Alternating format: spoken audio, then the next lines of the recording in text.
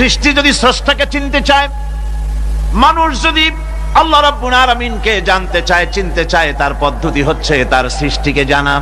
তার সৃষ্টির মাধ্যমেই তাকে চেনা যাবে। আল্লাহ পাক বলেন, الذين يذكرون الله قياما وقعودا وعلى جنوبهم ويتفكرون في خلق السماوات والأرض ربنا ما خلقت هذا باطلا سبحانك فقنا عذاب النار الذين يذكرون الله قياما وقعودا وعلى جنوبهم, যারা দাঁড়িয়ে বসে শুয়ে এক কথায় সর্বাবস্থায় যারা আল্লাহ পাককে স্মরণ করে, তার আকাশ এবং জমিন সৃষ্টির ব্যাপারে চিন্তা ভাবনা করে, রাত এবং দিনের পরিবর্তনের চিন্তা করে, তার সৃষ্টি নৈপুণ্যতা নিয়ে যারা গবেষণা করে, তারাই হচ্ছে আল্লাহ পাকের খাঁটি বান্দা, একজন সত্যানুসন্ধানী। চোখের সামনে যখন নিখিল বিশ্বের অনুপরমাণু থেকে শুরু করে সূর্য, চন্দ্র, গ্রহ, নক্ষত্র, বিশাল আকাশ পর্যন্ত, গাছপালা, তরুলতা, সমুদ্র, মহাসমুদ্র, পশু পক্ষী ইত্যাদি যখন তার নজরে পড়ে, তখন একজন সত্যের অনুসারী ব্যক্তি, একজন সত্যের অনুসন্ধানী ব্যক্তি, তার মুখ থেকে বেসাক্তা স্বতঃস্ফূর্ত ভাবে নিজের অজান্তে মুখ থেকে যে শব্দটা বেরোয়, সে শব্দটা হচ্ছে আলহামদুলিল্লাহি রাব্বিল আলামিন। সমস্ত প্রশংসা হচ্ছে ওই আল্লাহ পাকের, যিনি এগুলিকে সৃষ্টি করেছেন। আর তিনি কোনো কিছু কি বেকার সৃষ্টি করেন নাই, খামোখা সৃষ্টি করেন নাই। প্রত্যেকটির পেছনে রয়েছে বিরাট বিরাট উদ্দেশ্য।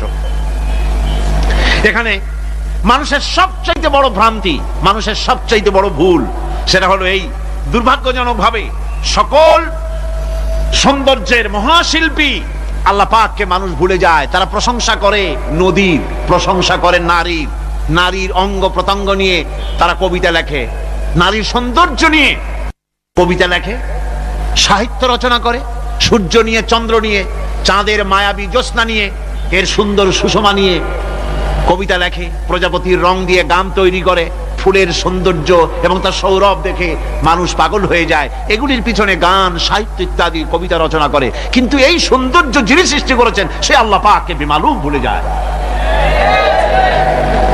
সেই জন্য স্রষ্টার প্রশংসা করতে হবে। আল্লাহ পাক শেখাচ্ছে, শুরুতেই শেখাচ্ছে, আলহামদুলিল্লাহি রাব্বিল আলামিন। পড়েন সবাই, আলহামদুলিল্লাহি রাব্বিল আলামিন। এখানে আল্লাহ প্রশংসা কার বলুন, কার? আল্লাহ নয়, আল্লাহ, আল্লাহ পাকের প্রশংসা। আল্লাহ হচ্ছে ইসমে জাত। আল্লাহ কি? ইসমে জাত। কোন ধরনের অনুবাদ দিয়ে আল্লাহ শব্দের ব্যাখ্যা বুঝানো যাবে না। আল্লাহ এটাকে যদি সৃষ্টিকর্তা লেখা হয়, তাহলে আল্লাহ শব্দের হক আদায় হবে? সৃষ্টিকর্তা বলতে তো বুঝাই যায়, তা তো আছে খালেক, সৃষ্টিকর্তা না, সে নাম কি? খালেক।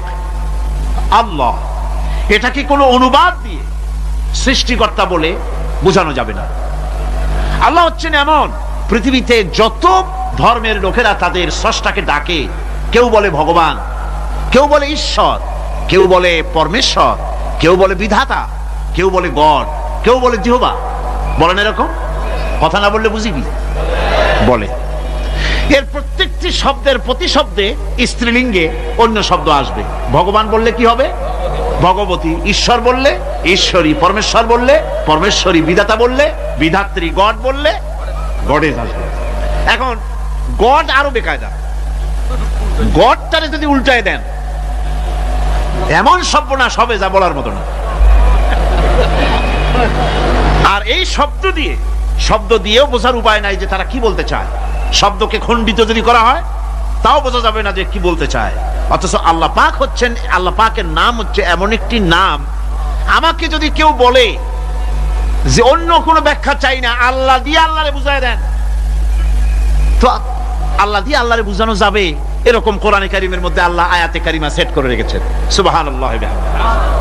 যদি আপনারা বলেন আমাকে যে আল্লাহ দিয়ে আল্লাহর পরিচয় করায় দেন, তো আমি বলবো আল্লাহ রাব্বুল আলামিন কোরআনে কারিমের মধ্যে বলেছেন আল্লাহু লা ইলাহা ইল্লা হুয়াল হাইয়ুল কাইয়্যুম।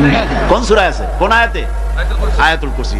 পড়তে ইচ্ছা করে না? পড়েন আমার সাথে, আল্লাহু লা ইলাহা ইল্লা হুয়াল হাইয়ুল কাইয়্যুম।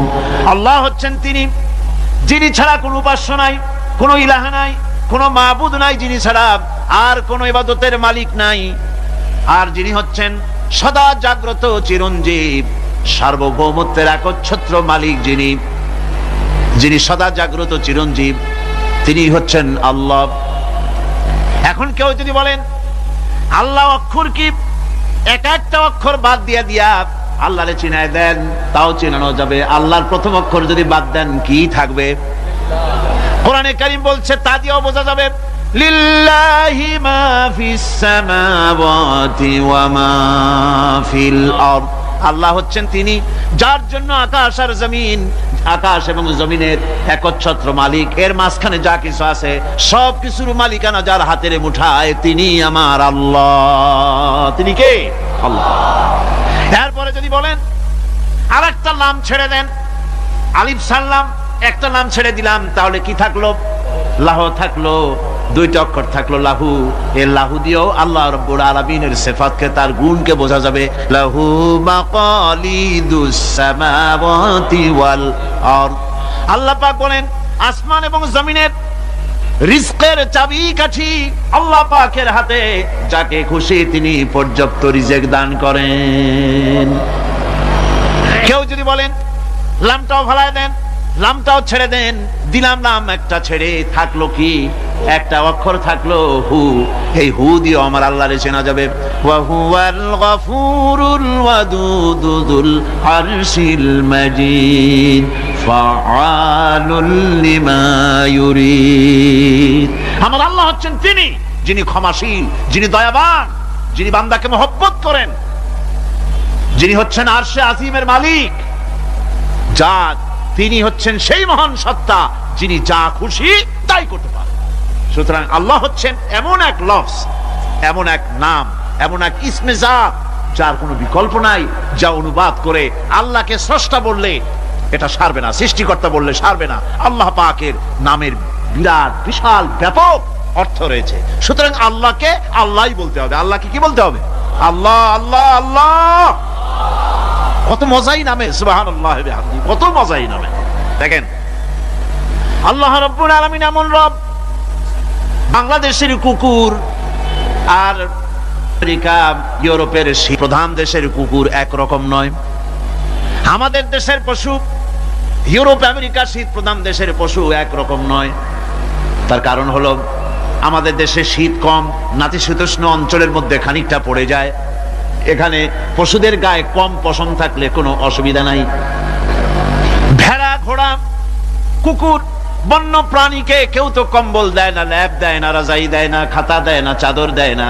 আল্লাহ রাব্বুল আলামিন তিনি এমন রব, শীত প্রধান দেশের পশুদের গায়ে পশম দিয়া চিরস্থায়ী কম্বল জড়ায় দিয়েছেন।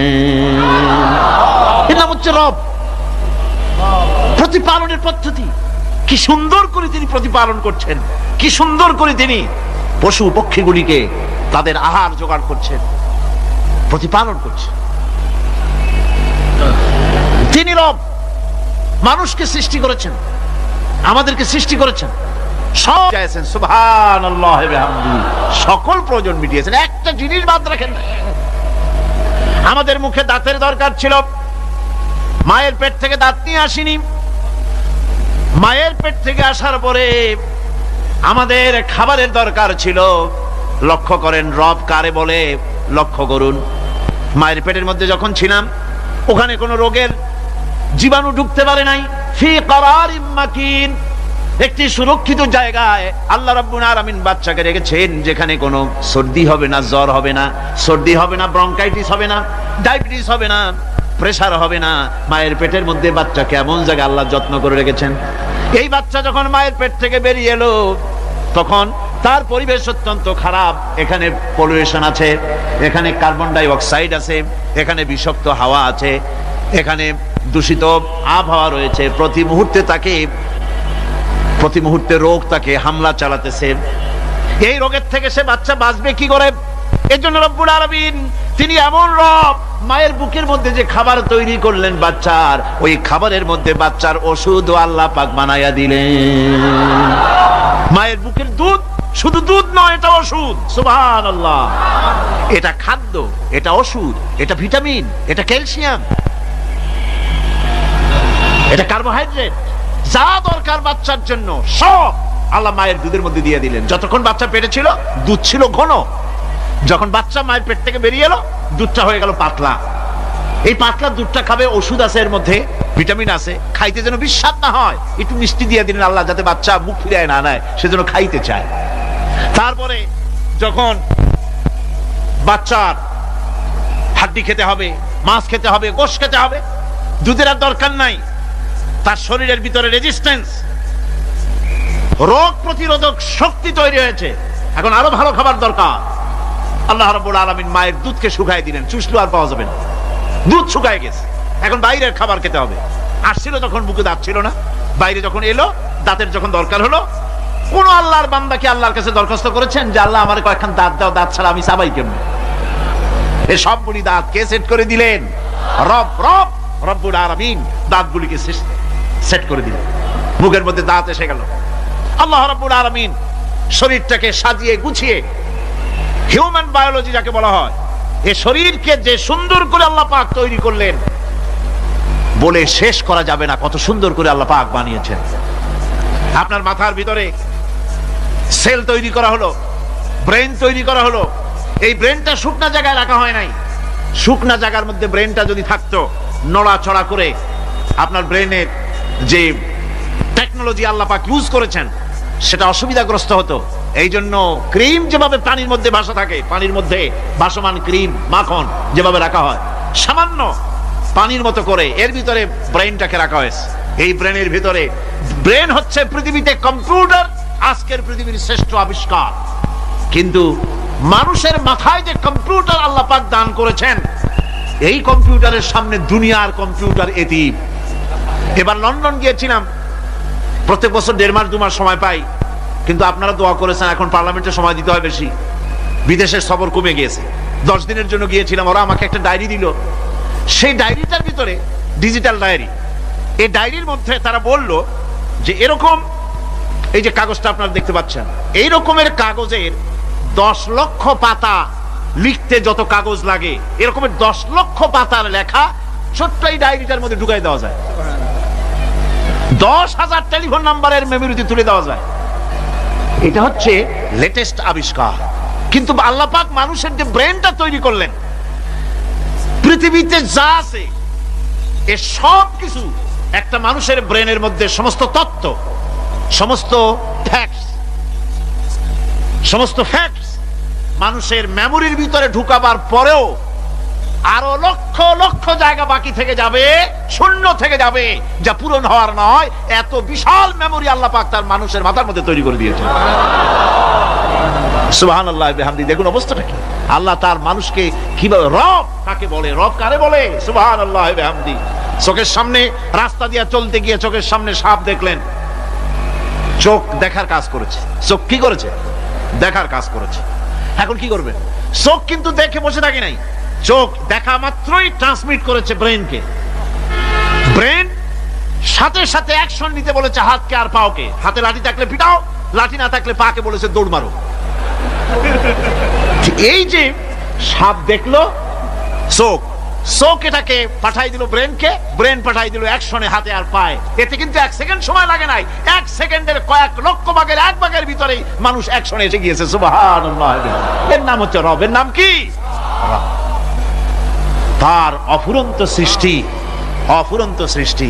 মানুষের হার্ট তৈরি করেছেন, চোখ তৈরি করেছেন। চোখে কিন্তু আমরা নেগেটিভ দেখি, চোখে আমরা কি দেখি? নেগেটিভ দেখি। এই নেগেটিভটা চোখ ক্যাচ করে ব্রেনের ভিতর থেকে পজিটিভ হয়ে কে বের করে দেয়? সুবহানাল্লাহ বিহামদি। কানে অসংখ্য শব্দ শুনি, কিন্তু কোন শব্দ তো জড়ায় যায় না। অসংখ্য শব্দ আমরা শুনি, যেমন রেডিও, রেডিও ঘুরাচ্ছেন, 9 ব্যান্ড রেডিও অথবা এর থেকেও বেশি ব্যান্ডওয়ালা রেডিও। আপনি যখন ঘুরাচ্ছেন কোন সেন্টার ধরার জন্য, অনেক সময় 4-5টা সেন্টার জড়ায় যায় না, জড়ায় কিনা? 4-5টা সেন্টার জড়ায় যায়, সর্বনাশ হয়ে যায়, কোনটা থেকে কোনটা শুনবে। তো এইরকম করে আপনার কানের ভিতরে শব্দগুলি সব জড়াইয়া পাকাইয়া আপনার কানের মধ্যে একটা বিশ্রী আওয়াজ সৃষ্টি করে দিতে পারত। কে স্তরে স্তরে শব্দগুলিকে শোনার ব্যবস্থা করেছে। আপনার জিহ্বার ভিতরে হাজারো রকমের স্বাদ গ্রহণ করার জন্য একটা জিহ্বায় এতগুলি টেস্ট নেওয়ার ক্ষমতা কে তৈরি করে দিলেন? আল্লাহ রাব্বুল আলামিন সুবহানাল্লাহি বিহামদি। তিনি হচ্ছেন রব, যিনি মানুষের প্রতিপালন সৃষ্টি করেন এবং প্রতিপালন করেন, এমনি এমনি ছেড়ে দেন। এরপরে মানুষের সব প্রয়োজন তিনি মিটিয়েছেন। মানুষের জীবন ধারণের জন্য সব থেকে বড় প্রয়োজন পানি। সবচেয়ে বড় প্রয়োজন কি? পানি। জোরে কোন কি? পানি। জীবনের জন্য পানি এবং আর্দ্রতা, এই দুটি জিনিস অপরিহার্য, এছাড়া জীবন বাঁচবে না। আমরা দেখতে পাই সমুদ্র ভরা পানি মজুদ আছে, লক্ষ্য করে, সমুদ্র ভরা পানি মজুদ আছে, নদী খাল বিল ভরা পানি মজুদ আছে, কিন্তু এটাই তো যথেষ্ট নয়। রব হচ্ছেন তিনি যিনি এই বিশাল বিশাল পানির মজুদ থেকে বাতাসকে যিনি বলেন, যিনি প্রতিনিয়ত বাষ্পীয় আকারে পানিগুলিকে সমুদ্র থেকে উত্থিত করেন, পানিগুলিকে উত্থিত করেন মহাকাশে। আল্লাহ পাক বলেন, আল্লাহুল্লাযী আরসালার রিয়াহা ফাতুসিরু সাহাবা। বাষ্প হয়ে পানিগুলি আকাশে উত্থিত হয় এবং মহাকাশে যাওয়ার পর এই পানিগুলি, লবণাক্ত পানিগুলি আল্লাহর মেশিনে সেগুলি মিষ্টি হয়ে যায়। জোরে কোন সুবহানাল্লাহ। পানিগুলি মিষ্টি হয়ে গেল, ওই মিষ্টি পানি আল্লাহ রাব্বুল আলামিন নাজিল করে দিলেন। এবার বৃষ্টি কণা কণা হয়ে পড়লো, ফোঁটা ফোঁটা বৃষ্টি। আল্লাহ খুঁজে দেখলেন বৃষ্টির ফোঁটাগুলি পৃথিবীর প্রতিটি কণা তালাশ করে তৃষ্ণার্ত কণাগুলিকে আল্লাহ পাক ভিজায় দিলেন। সেই জন্য তার নাম হলো রব। তিনি হচ্ছেন রব, প্রয়োজন মিটান। পানি সবচেয়ে প্রয়োজন বেশি, সেই পানি আল্লাহ পাক এভাবে সরবরাহ করলেন। জমিনের চারিদিকে নদী নালা রেখেছেন, জমিনকে আর্দ্র করেছেন, জমিনের ভিতরের পানি মিষ্টি করেছেন। টিউবওয়েল মারলে পরে, পাম্প করলে পরে ভিতর থেকে মিঠা পানি আল্লাহ পাক বের করে দেন। সুবহানাল্লাহ। এই মিষ্টি পানির ব্যবস্থা করেছেন। এরপরে তিনি ওই আল্লাহ পাক মিষ্টি পানির ব্যবস্থা করে বৃষ্টির মাধ্যমে পৃথিবীতে ফসল উৎপাদনের ব্যবস্থা করে দিলেন। সেজন্য আল্লাহ পাক কোরআনে কারীমের মধ্যে বলেছেন, ওয়াজআলনা মিনাল মাই কুল্লা শাইইন হাই। পানি দ্বারাই আমি সব বস্তুকে সজীব রাখি। বৈশিষ্ট্যের দিক থেকে পানির রয়েছে অনেক গুণ, আশ্চর্য গুণ। পৃথিবীর ৭৫% হচ্ছে পানি। আকাশ থেকে অর্থাৎ চাঁদ থেকে যখন চাঁদে ভ্রমণকারীরা যখন ছবি তুলেছে, তো সেই ছবিতে ব্লু রং এসেছে বেশি, সবুজ এসেছে কম। সবুজ হলো গাছপালা, আর ব্লু হচ্ছে পানি। সমুদ্রের পানির রং হচ্ছে নীল। মানুষের শরীরের ভিতরে ৬০% পানি, গাছের মধ্যে রয়েছে পানি। পানি ছাড়া পৃথিবীর বাঁচার কোনো পথ নাই। আবার দেখেন, প্রচন্ড শীতের কারণে, ঠান্ডার কারণে যেসব এলাকায়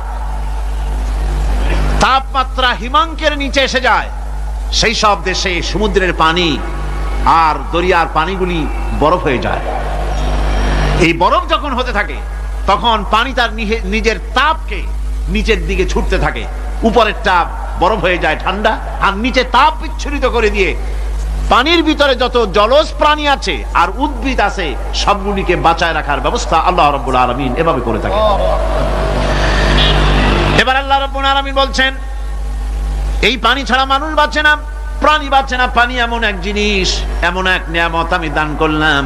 আল্লাহ পাক বলেন, কুল আরাআইতুম ইন আসবাহা মাউকুম গাওরান ফামান ইয়াতিকুম বিমাইন মাইন। বলো দেখি, সবে শুকাইয়া যদি যায় এই জমিনের পানি, তাহলে হেথায় তটনির ধারা কে দিবে সবারে আনি। এই পৃথিবীর নদী নালা খাল বিল, জমিনের আভ্যন্তরীণ দিকে পানিগুলি যদি আমি আল্লাহ রাব্বুল আলামিন শুকায় দেই, তাহলে আমি আল্লাহ ছাড়া এমন কে আছে যে নতুন করে আবার পানির আমদানি করে দিতে পারে? আছে কেউ? আজ পানির শূন্যতা আমাদের দেশে দেখা যাচ্ছে। পানি আস্তে আস্তে কমে যাচ্ছে, আস্তে আস্তে পানি শেষ হয়ে যাচ্ছে। কি কারণে শেষ হচ্ছে এবং কি হলে পানি পাওয়া যাবে পরে বলা যাবে ইনশাআল্লাহ। তো জীবন ধারণের জন্য যেমন পানির প্রয়োজন, জীবন ধারণের জন্য তেমন বাতাসেরও প্রয়োজন। পানি ছাড়া তো কিছু সময় চলতে পারে, পানি এবং খাদ্য ছাড়া কিছু সময় চলতে পারে, কিন্তু বাতাস ছাড়া তো এক মুহূর্ত চলে না, ঠিক কিনা? বুঝেন কিনা কথা? বাতাস ছাড়া এক মুহূর্ত চলতে পারে না। অথচ আল্লাহ রাব্বুল আলামিন এই বাতাস দিয়ে গোটা আকাশকে, শূন্য জায়গাগুলি বাতাস দিয়ে ভরে রেখেছেন, যাতে করে কারো বাতাসের কোনো অসুবিধা না হয়, শ্বাস করতে কোনো কষ্ট না হয়।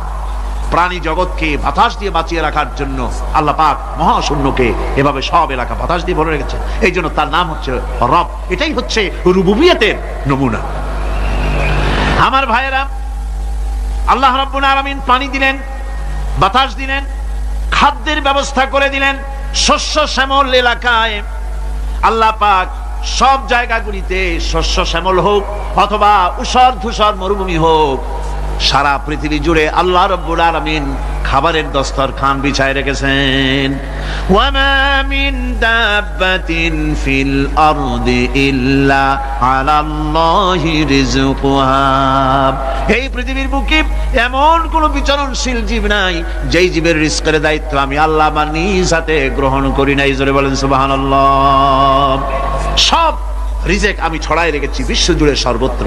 আল্লাহ পাক বলছেন, فَلْيَنْظُرِ الْإِنسَانُ إِلَى طَعَامِهِ أَنَّا صَبَبْنَا الْمَاءَ صَبًّا ثُمَّ شَقَقْنَا الْأَرْضَ شَقًّا فَأَنبَتْنَا فِيهَا حَبًّا। আল্লাহ পাক বলছেন, মানুষের উচিত নিজ খাদ্যাদির দিকে লক্ষ্য করা, নিজের খাদ্যের দিকে লক্ষ্য করা। যেহেতু এই খাদ্য প্রতিদিন তার সামনে আসে, এদিকে তার লক্ষ্য করা উচিত। আমি প্রথমে জমিনের উপরে পানি বর্ষণ করি, পরে জমিনকে দীর্ণ বিদীর্ণ করি, এরপরে জমিনের ভিতরে উর্বরা শক্তি আমি দান করি। কে বলতেছেন এই কথা? আল্লাহ পাক বলছেন।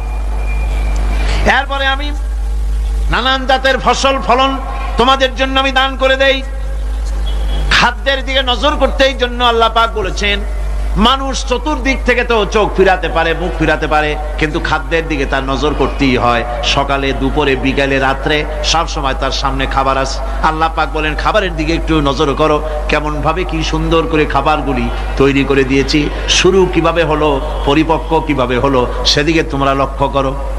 সে লক্ষ্য তো করা নাই, সমানে খায়, বিসমিল্লাহ বলেন, আলহামদুলিল্লাহ বলেন, পাইকারি দরে খাইতেই থাকে। আল্লাহ পাক বলছেন, খাদ্যাদির দিকে লক্ষ্য করো।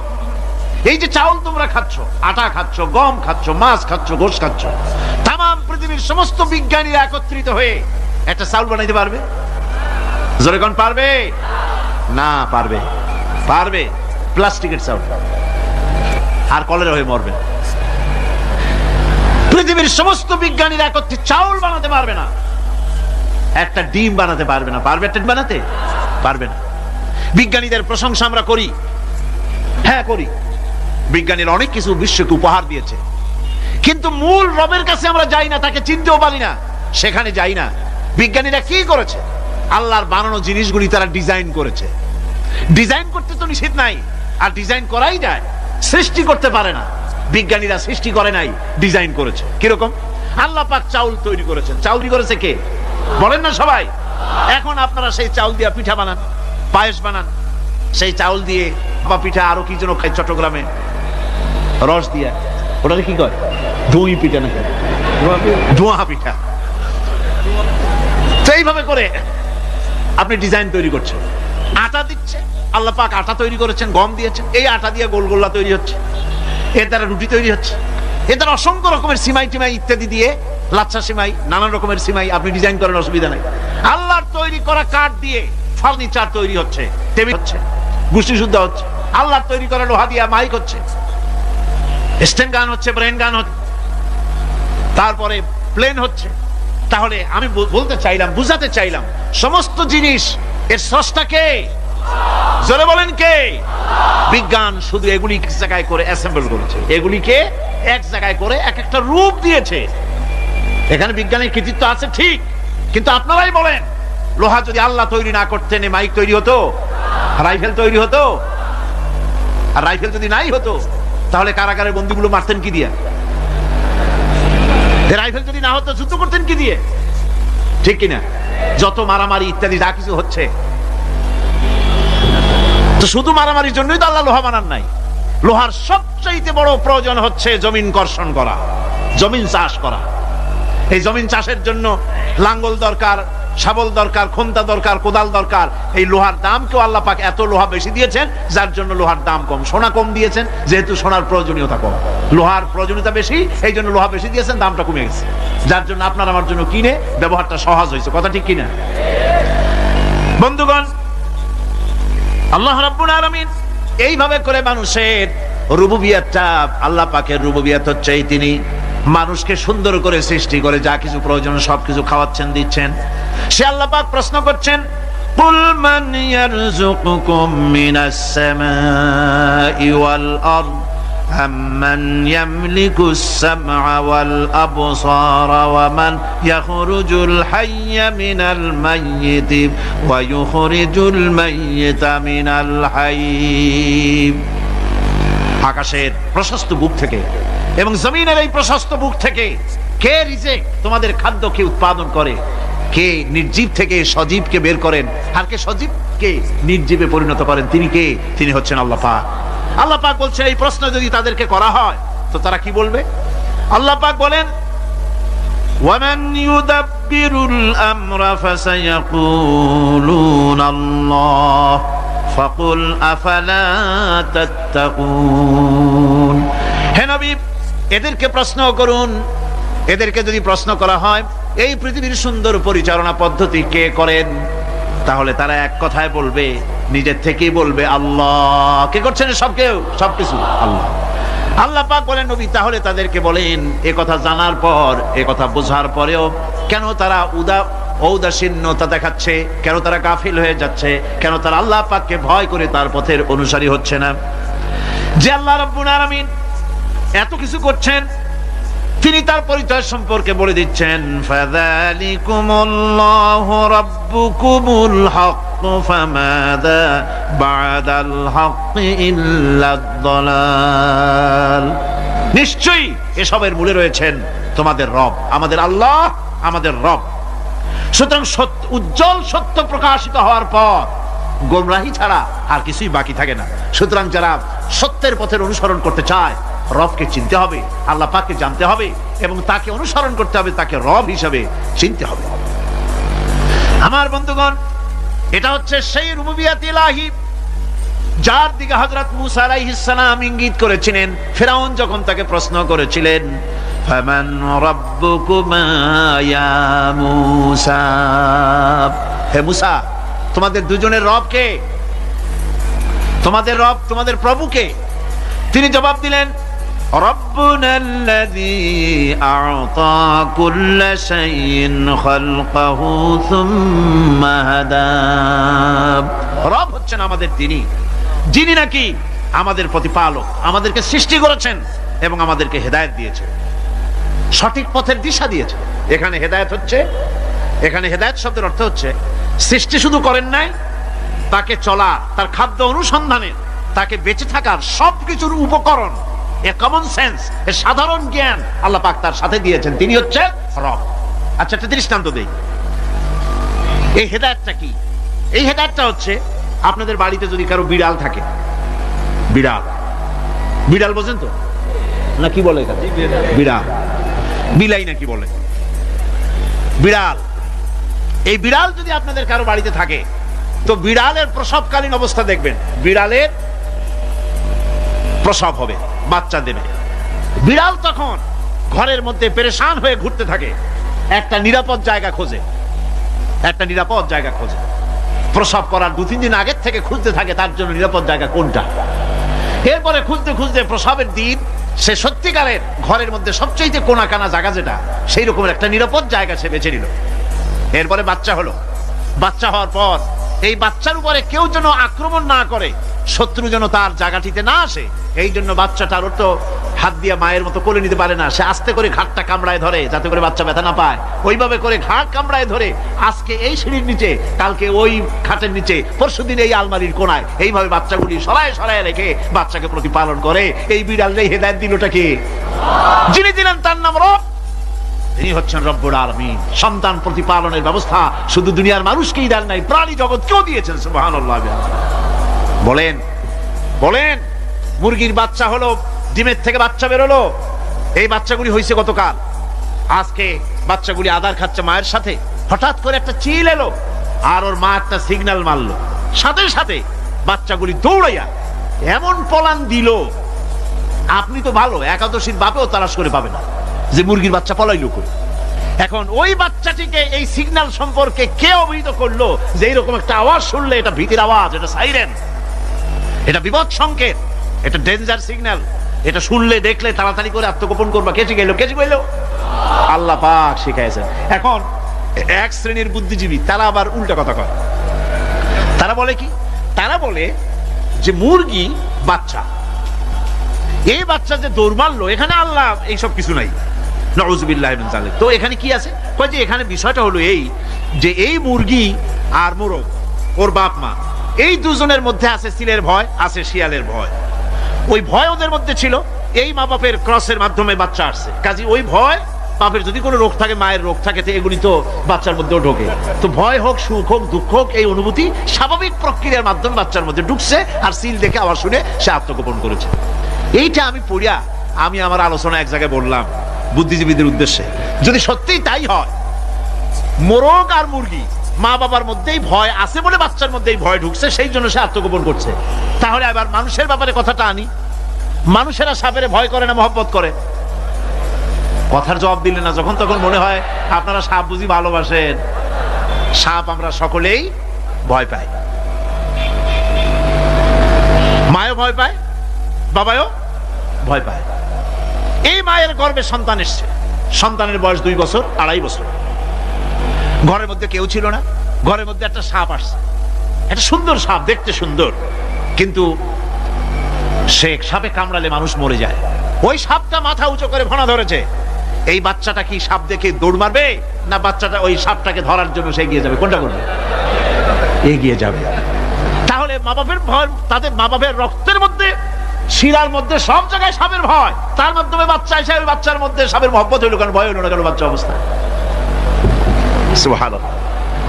আমার বন্ধুগণ, মুরগির বাচ্চাকে হেফাজত করার জন্য বুদ্ধিমান প্রাণী মানুষ তার কাছে নাই বলে আল্লাহ রাব্বুল আলামিন তারে বাচ্চা অবস্থা থেকে বোঝার তৌফিক দিয়েছেন কোনটা ভয়ের আওয়াজ, কোনটা হলো বিপদের আওয়াজ। মানব সন্তানের প্রতিপালন করার জন্য তার মার বাবা আছে বলে ওই রকম করে পশুদের মতো আল্লাহ বানান নাই, তাকে হেফাজত করার জন্য মা বাপ আছে বলে এই দায়িত্ব আল্লাহ পাক মা বাপের উপরে ছেড়ে দিয়েছেন। মা বাপ তাকে হেফাজত করে। রুবুবিয়তের প্রতিপালন, হেদায়েতের এই প্রতিপালন আল্লাহ পাক মানুষকে এভাবে করে তাদেরকে হেদায়েত দিয়েছেন, তার পথের চলার দিশা দিয়েছেন। পিঁপড়ার খাদ্য সংগ্রহের ব্যাপারটা দেখেন, পিঁপড়ার আছে দারুণ ঘ্রাণ শক্তি। কোথায় খাবার? 5 তলায় আপনি মিষ্টি খাচ্ছেন, রসগোল্লা থুয়ে দেন, তারপরে দেখেন কোন জায়গায় দিয়ে পিঁপড়া এসে জন্মের খাওয়া খায়, ঠিক কিনা? দেখেন তার কত তীব্র ঘ্রাণ শক্তি, সেখানে চলে যাচ্ছে। তাকে হেদায়েত দেওয়া হয়েছে, তাকে ঘ্রাণ শক্তি দেওয়া হয়েছে। চিল, শকুন, ঈগল কোথায় থাকে বুঝেন না? মহাশূন্যে 3 থেকে 3.5 মাইল উপরে শকুন, বাজ, ঈগল উঠতে থাকে। খাবে কি? ওখানে তো তার খাবার ছড়ানো নেই। আল্লাহ হচ্ছেন এমন রব, আমাদের স্রষ্টা হচ্ছেন এমন রব, যিনি ওই চিল, বাজ আর শকুন মহাশূন্যে যেগুলি উড়ে বেড়ায়, ওদেরকে আল্লাহ পাক এমন তীব্র দৃষ্টি শক্তি দান করেছেন, 3 মাইল উপর থেকেও ছাগল মুরগি মরা দেখলে ওখান থেকে সে ঝাঁপায় পড়ে তা খেতে পারবে। তাকে দেওয়া হচ্ছে দৃষ্টিশক্তি। এরকম করে যার যা প্রয়োজন, সমস্ত প্রয়োজনগুলি আল্লাহ মিটাচ্ছেন। এরই নাম হচ্ছে রুবুবিয়াতে ইলাহি। এটাই হচ্ছে আল্লাহ পাক রব, এটা তার অসংখ্য প্রমাণ। সেই জন্য আল্লাহ পাক বলেন আলহামদুলিল্লাহি রাব্বিল আলামিন। পড়েন সবাই আলহামদুলিল্লাহ। আলহামদুলিল্লাহি রাব্বিল আলামিন। সমস্ত প্রশংসা হচ্ছে আল্লাহ পাকের জন্য। কোন আল্লাহ? প্রথমে তো আল্লাহ বললাম, তারপর বললাম রব, এখন বলা হচ্ছে কোন রব? যিনি আলামিন, রব্বিল আলামিন, যিনি সমস্ত জাহানের রব। তাহলে বোঝা যাচ্ছে রব, জগৎ একটা না। জগৎ, কথা বুঝতেছেন আমার? জগৎ একটা নয়, অসংখ্য জগৎ আছে, বহুমাত্রিক জগতের কথা এখানে আল্লাহ পাক বলছে। আমি এই জন্য বলি যে কোরআন হচ্ছে বিজ্ঞানের উৎস।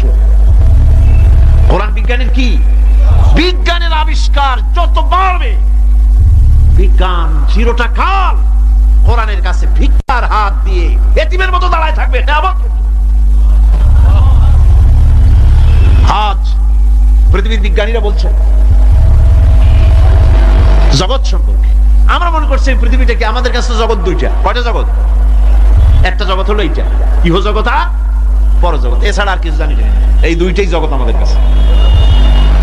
এখন দেখেন বিজ্ঞানীরা কি বলছে। বিজ্ঞানীরা বলছেন সৌরজগতে শুধু আমাদের সৌরজগৎটাই শেষ না, অসংখ্য সৌরজগৎ আছে মহাশূন্যে, অসংখ্য সৌরজগৎ। পৃথিবীর প্রতি 4 বিলিয়ন মানুষ যদি এক একটা সৌরজগৎ দখল করে, তাতেও সৌরজগৎ শেষ হবে না। আরো সহস্র সহস্র বিলিয়ন বিলিয়ন সৌরজগৎ আরো ফাঁকা পড়ে থাকবে। এত সৌরজগৎ আল্লাহ সৃষ্টি করেছে। এই মহাশূন্যে বহুমাত্রিক জগতের কথা আল্লাহ পাক এখানে বলেছেন। এই পৃথিবী একটা জগৎ, এই মাটির তলে আছে আর এক জগৎ, সমুদ্রের ভিতরে আছে পানির তলার আর এক জগৎ। আর মহাশূন্য যে কি তা আপনার মাথায় শূন্য হয়ে যাবে চিন্তা করতে করতে। এই জন্য বিজ্ঞানীরা, বড় বড় বিজ্ঞানী, এরা কিন্তু নাস্তিক হয় না। বর্তমান বিজ্ঞানীরা চিন্তা করে গবেষণা করে খেয়েই হারিয়ে ফেলছে মহাশূন্যকে দেখে। যেখানে আছে গ্যালাক্সি, যেখানে আছে মিল্কি ওয়ে, যেখানে রয়েছে অসংখ্য তারকা, এই পৃথিবীটা মহাশূন্য আল্লাহ যেভাবে তৈরি করেছেন, সেই তুলনায় এই পৃথিবী একটা মার্বেলের চাইতে খুব বেশি একটা বড় কিছু হয় বলে মনে হয় না। পৃথিবী যদি হয় একটা মার্বেলের মতো, তাহলে আমরা যে মানুষ, আমাদের অস্তিত্ব কোথায়? চিন্তা করেন। এবার মহাশূন্যে চলেন।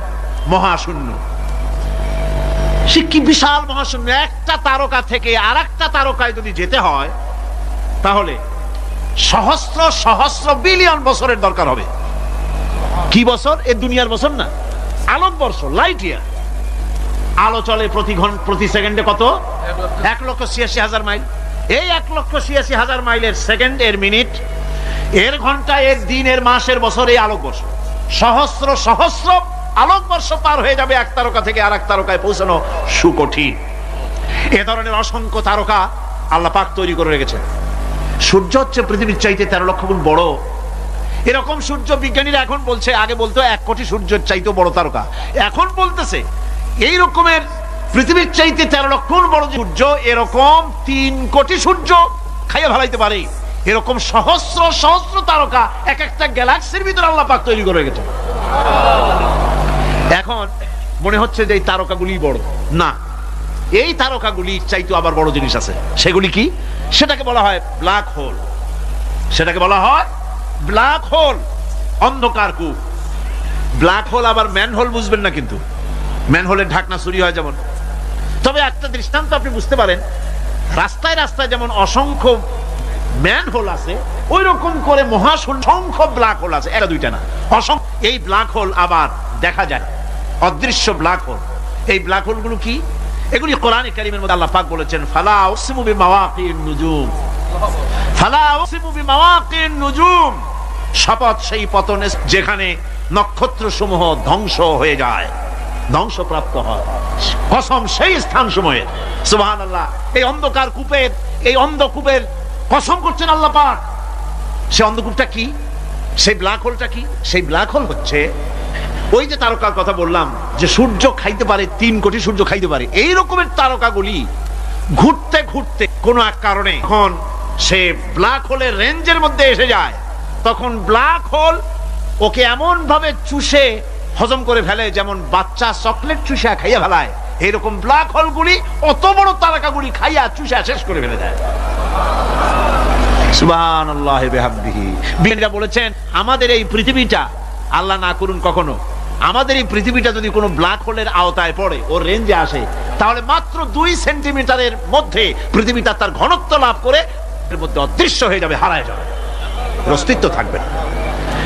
আল্লাহ পাক আসলে আগে আমার বিজ্ঞানের বইপত্র যখন পড়ি আমার কাছে আশ্চর্য লাগে, 1400 বছর আগে নবী কোন বিজ্ঞানাগারে পড়াশোনা করেন নাই, কোন সায়েন্স নিয়ে রিসার্চ করেন নাই, সেই নবীর মুখ থেকে এমন বিজ্ঞানময় কোরআন আল্লাহ বের করালেন যে আজকের পৃথিবীর মডার্ন যুগের বিজ্ঞানীরা কোরআনের কাছে এতিম হয়ে দাঁড়ায় আছে। পৃথিবীর কোন বিজ্ঞানী বলতে পারবে না যে কোরআনে কারিমের অমুক আয়াতটা আনসাইন্টিফিক, এটা হাদিস আমাদের বিজ্ঞানের সাথে মিল খায় না, এমন কথা বলতে পারবে না। বরং কোরআন সার্টিফাই করবে তোমার এই বক্তব্য, তোমার এই থিওরি মোস্ট আনসাইন্টিফিক। কোরআন বলবে, ওরা বলতে পারবে না যে আয়াতটা আনসাইন্টিফিক। সুতরাং কোরআন হচ্ছে মহান বিজ্ঞানময়, কোরআন হচ্ছে আল্লাহ পাকের দেওয়া এক মহান বিধান, যে কোরআনের কারণে আল্লাহ পাক আমাদেরকে হেদায়েত দান করেছেন। এমন এক কিতাব, এমন এক কোরআন আল্লাহ পাক আমাদের কাছে দান করেছেন। আর রহমান আল্লামাল কোরআন, কোরআন তিনি রহমান আমাদের কোরআন শিখিয়েছেন, এমন কোরআন যার সংরক্ষণ পদ্ধতি অবিকল রয়ে গেছে। কোরআন যেভাবে নাজিল হয়েছিল সেইভাবেই আছে, না উল্টা পাল্টা হয়েছে? উল্টা পাল্টা হয়নি। কোরআনে কারিমে রব্বুল আলামিন বলেন উল্টা পাল্টা না হওয়ার কারণ শোনো, এই পৃথিবীর বুকে যত বই কিতাব আছে, যত ধর্ম পুস্তক আছে, সব পরিবর্তন হয়েছে, পরিবর্তন হয়েছে, তারমিম তারিফ হয়ে গেছে। বাইবেলের অবস্থা তো এমন, বাইবেল সম্পর্কে বর্তমানে বলা হচ্ছে ওর ভিতরে আল্লাহর একটা ওয়ার্ড নাই। বর্তমান বাইবেলে আল্লাহর একটা বর্ণ নাই। এত উলট পালট সর্বনাশ হয়ে গিয়েছে। এখন তারা মুসলমানদেরকে গ্রহণযোগ্য করাবার জন্য দেখুন ষড়যন্ত্র একরকম না, হাজারো রকমের ষড়যন্ত্র। তারা তাদের বাইবেলের মধ্যে এখন লিখতেছে আয়াত, আয়াত নম্বর এত, আগে লিখতো পদাবলী, পদাবলী এত নম্বর পদ, এত নম্বর পদাবলী, এভাবে লিখতো। এখন লিখতেছে আয়াত নম্বর অত, আগে লিখতো সদা প্রভু, এখন লেখে আল্লাহ তাআলা খোদাবন্দ। আখিরাত, রিসালাত, নবুয়ত, এইসব কথাগুলি ইসলামের মূল পরিভাষাগুলি তারা গ্রহণ করে মুসলমানদেরকে বিভ্রান্ত করার চেষ্টা করে। আমার বন্ধুগণ, সব ধর্মীয় পুস্তকগুলি যেখানে তারমিম তারিফ হয়ে গেল, কোরআনের কোনো পরিবর্তন আজও। কোরআন নাজিল হচ্ছে, রাসূল করিম বুখারী শরীফে এসেছে প্রতি রমজান মুবারকে হযরতে জিবরাইল আসতেন, হুজুরকে বলতেন হুজুর আপনি তেলাওয়াত করেন আমি শুনি, যতটুক নাজিল হয়েছে পড়েন। হুজুর পড়তেন, জিবরাইল শুনতেন, আবার জিবরাইল পড়তেন, হুজুর শুনতেন। এমনি করে করে যে বছর হুজুর ইন্তেকাল করবেন, হুজুরের জীবনের শেষ রমজান মুবারকে কোরআন নাজিল পরিপূর্ণ হয়ে গেছে। হযরত জিবরাইল বলেন হুজুর কোরআন তো নাজিল তামাম হয়ে গিয়েছে, এবার আপনি পুরা কোরআন পড়ে আমারে শোনান। হযরত রাসূল পুরাটা পড়ে 30 পারা পড়ে শোনায় দিলেন, জিবরাইল শুনলেন। এবার জিবরাইল বলেন হুজুর আমি তেলাওয়াত করতেছি আপনি শুনেন। হযরত জিবরাইল 30 পারা পড়লেন, হুজুর শুনলেন। আবার হযরত জিবরাইল বলেন হুজুর এবার আবার আপনি পড়েন। হুজুর পড়লেন, জিবরাইল শুনলেন, আবার জিবরাইল পড়লেন, হুজুর শুনলেন। তার মানে হলো হুজুর যে বছর ইন্তেকাল করলেন ওই বছরের রমজান মুবারকে হযরত জিবরাইল 2 বার পড়েছেন, হুজুর শুনেছেন, আর হুজুর 2 বার পড়েছেন, জিবরাইল শুনেছেন, যাতে করে একটা জের জবর, একটা আয়াত, একটা সেমিকোলন যেন বাদ না পড়ে যায়। কোরআন কারীম মুখস্থ করার জন্য আল্লাহ রাব্বুল আলামিন এটাকে স্থায়ী করার জন্য বাধ্যতামূলক করেছেন, নামাজের ভিতরে তেলাওয়াত করতে হবে। মানুষ নামাজের মধ্যে তেলাওয়াত করে সওয়াবের জন্য, সকালে পড়ে বিকালে পড়ে, অর্থ সহকারে বুঝে পড়ে, রাত্রে পড়ে দিনে পড়ে। পৃথিবীতে এমন একটা মুহূর্ত নাই যখন কোরআনে কারীম তেলাওয়াত হয় না। জোরে কোন সুবহানাল্লাহ। মানুষ এটাকে তেলাওয়াত করতেছে, মুখস্থ করতেছে। এই কোরআন শরীফের ভিতরে রয়েছে সব কিছু। এর মধ্যে রয়েছে ইতিহাস, এর মধ্যে আছে বিজ্ঞান, এর ভিতরে রয়েছে দর্শন, ভূতত্ত্ব, উদ্ভিদতত্ত্ব, নৃতত্ত্ব, খতত্ত্ব, জ্যোতির্বিজ্ঞান। এর ভিতরে রয়েছে মানুষের পারিবারিক নীতি, সামাজিক নীতি, চুক্তি নীতি, বন্ধি নীতি, যুদ্ধ নীতি, মানুষের যা প্রয়োজন সবকিছু এ কোরআনে কারীমের মধ্যে আল্লাহ পাক সন্নিবেশিত করে দিয়েছেন। জোরে কোন সুবহানাল্লাহি ওয়া বিহামদিহি। আমার ভাইয়েরা, কোরআন এর পরিচয়ের কথা বলতেছিলাম। আল্লাহ পাক কি কোরআন আমাদের শিখালেন, কোন কোরআন আমাদের শিখিয়েছেন, সেই কোরআনের পরিচিতি আপনাদের সামনে আমি তুলে ধরতেছি। আমি নিজে না, এবার কোরআন তার পরিচয় নিজেই দেবে। কেউ যদি কোরআনের কাছে জিজ্ঞাসা করে, কোরআন তুমি কোথা থেকে নাজিল হয়েছ, কে তোমাকে নাজিল করেছে, এই প্রশ্ন যদি কেউ কোরআনের কাছে করে, কোরআন নিজেই তার জবাব দিতে পারে কিনা? কোরআন নিজেই বলে, তানজিলাম মিম্মান খালাকাল আরদা ওয়াস সামাওয়াতিল উলা। এই কোরআন নাজিল করেছেন তিনি, যিনি ওই উচ্চ আকাশ আর জমিনকে যিনি সৃষ্টি করেছেন, সেই আল্লাহ আমারে নাজিল করেছেন। কোরআনের কাছে কেউ যদি প্রশ্ন করে, ও কোরআন, এই পৃথিবীতে নাজিল হওয়ার আগে তুমি কোথায় ছিলে, কেউ যদি প্রশ্ন করে, কোরআনে কারীম নিজে নিজের পরিচয় শোনায়, আমি কোথায় ছিলাম শোনো, বাল হুয়া কুরআনুম মাজিদুন ফি লাউহিম মাহফুজ। বরং এই কিতাব অতীব মর্যাদা সম্পন্ন সুরক্ষিত ফলকে লিপিবদ্ধ ছিল, আমি ছিলাম লৌহে মাহফুজে, সেখান থেকে এসেছি। যদি কেউ প্রশ্ন করে, কোরআন কি, কোরআন তুমি কার উপরে অবতীর্ণ হয়েছ, জবাব কোরআন নিজেই দেয়, ওয়া আমিনু বিমা নুজিলা আলা মুহাম্মাদ ওয়া হুয়াল হাক্কু মির রাব্বিহিম। ঈমান আনো সেই জিনিসের উপরে যেটা মুহাম্মদ সাল্লাল্লাহু আলাইহি ওয়াসাল্লামের উপর অবতীর্ণ হয়েছে। আবার অন্য আয়াতেও জবাব পাওয়া যায়, তাবারাকাল্লাযী নাযালাল ফুরকানা আলা আবদিহি লিয়াকুনা লিল আলামিনা নাযীরা। অতীব বরকতপূর্ণ মহান সত্তা সেই আল্লাহ রাব্বুল আলামিন, যিনি তার বান্দার পরে ফুরকান অবতীর্ণ করেছেন। সুবহানাল্লাহ বিহামদি। কোরআনের নাম আমি বলেছিলাম শুধু কোরআন নয়, অনেক নাম আছে। কোরআনের আরেক নাম ফুরকান। কোরআনের আরেক নাম কি? আল ফারকু বাইনাল হাক্কি ওয়াল বাতিল। কোরআন হচ্ছে সেই মহাসত্য যা মিথ্যা এবং সত্যের মধ্যে পার্থক্য সূচিত করে, মঙ্গল এবং অমঙ্গলের মধ্যে পার্থক্য সৃষ্টি করে, যা সত্য এবং মিথ্যার মধ্যে তাফরিকা সৃষ্টি করে, সত্যকে মানুষকে বুঝিয়ে দেয়, তার নাম হচ্ছে ফুরকান। এবার যদি প্রশ্ন করা হয়, ও কোরআন, বুঝলাম তুমি লৌহে মাহফুজে ছিলে, বুঝলাম তুমি নবীজির উপরে নাজিল হয়েছো, এবার বলো তুমি কোন মাসে নাজিল হয়েছো, তুমি তো আসছিলা প্রথম কোন মাসে নাজিল হয়েছো? এ প্রশ্ন যদি কেউ করে, কোরআন তার জবাবে বলবে, শাহরু রমাদানাল্লাযী উনজিলা ফীহিল কুরআন। রমজানের পবিত্র মাসে আমি অবতীর্ণ হয়েছি। সুবহানাল্লাহ। যদি প্রশ্ন করা হয়, রমজানে তো আসছো, কিন্তু প্রথম নাজিল হয়েছিল কোন সময়, ওটা কি দিন ছিল না রাত ছিল? কোরআন তার জবাবে বলে, ইন্না আনজালনাহু ফি লাইলাতিল কদর। কদরের পবিত্র রাতে আমি এই পৃথিবীতে আমার আগমন ঘটেছিল। যদি প্রশ্ন করা হয়, বুঝলাম সবই, কেন নাজিল হয়েছে তুমি, এই পৃথিবীতে তোমার আসার উদ্দেশ্য কি, মূল কাজটা কি, এই প্রশ্ন যদি করা হয়, কোরআনে কারীম তার জবাবে বলে, শোনো কেন এসেছি, লিতুখরিজান নাসা মিনাজ যুলুমাতি ইলান নূর। আমার মিশন হচ্ছে গোটা বিশ্ব মানবতাকে পুঞ্জীভূত জমাট বাঁধা অন্ধকারের ভেতর থেকে টেনে বের করে আলোর সন্ধান দিতে, আলোর দিকে আনার জন্য আমি কোরআন নাজিল হয়েছি। গোটা পৃথিবীর মানুষ আছে অন্ধকারের ভিতরে। কিসের মধ্যে? অন্ধকার কি? অন্ধকার হচ্ছে পুঁজিবাদ, অন্ধকার সমাজতন্ত্র, অন্ধকার ধর্ম নিরপেক্ষতাবাদ, অন্ধকার জাতীয়তাবাদ, মানুষের তৈরি করা যত মতবাদ সব কি? জোরে কোন, সবগুলি কি? অন্ধকার। আজকে আসার সময় দেখলাম দেওয়ালে লেখা, সমাজতন্ত্র আমরা প্রতিষ্ঠা করে ছাড়বো। চিন্তা করলাম, যারা লিখছেন তারা কি পাগল না ছাগল? কি আশ্চর্য কথা! যেই মতবাদ পৃথিবীর মাটি থেকে যে দেশে জন্মগ্রহণ করেছে, এই মতবাদ সেই দেশের লোকেরা ঝাঁটা মেরে তাদের দেশ থেকে বিদায় করে দিল, তাদের কাছ থেকে কোদাল হাতুড়ি বিদায় করে দিল, পতাকা ছিন্ন ভিন্ন করে জুতার তলে পিঠ শেষ করে দিল। লেনিন মার্ক্সের তৈরি করা শত সহস্র বিলিয়ন বিলিয়ন ডলারের মার্ক্সের বইগুলি আগুন দিয়ে জ্বালিয়ে দিল। আর বাংলাদেশের কিছু ছাগল পাগল সমাজতন্ত্র এখন টিকায় রাখবো। এটা মাথা খারাপ, পাগল না মাথা গোল বুঝতে পারছি না। আমার বন্ধুগণ, এগুলি সব অন্ধকার। এই অন্ধকারের ভেতর থেকে মানুষগুলিকে টেনে আনবে কোরআন কিসের দিকে? আলোর দিকে। এবার যদি প্রশ্ন করা হয়, বুঝলাম তুমি অন্ধকার থেকে আলোর দিকে নিয়ে আসবে। আলোর দিকে আসলে পরে ফায়দাটা কি হবে, মূল ফায়দাটা বুঝায় দাও, আসল ফায়দা কি হবে তোমারে যদি মানি।